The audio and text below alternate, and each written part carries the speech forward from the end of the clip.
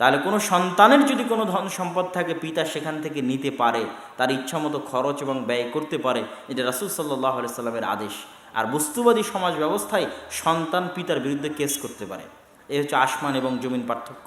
এবং আমাদের সমাজ ব্যবস্থাতেও আমাদের সন্তান সন্ততির বিরুদ্ধে আমাদের একটাই আক্ষেপ যে তারা পিতামাতার কথা শোনে না, পিতামাতার আদেশ মানে না। পিতামাতার কথা শোনা ছাড়া, পিতামাতার আদেশ মানা ছাড়া জীবনে কেউ কোনো দিন বড় হয়নি, আর কারো পক্ষে কোনো দিন বড় হওয়া সম্ভব নয়।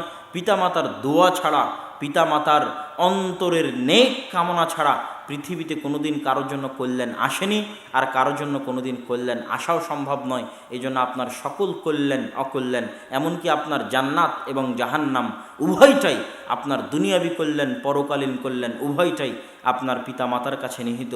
অতএব পিতামাতার দোয়া নিয়ে, পিতামাতার খেদমত করে, পিতামাতার আদেশ মেনে কষ্ট হলেও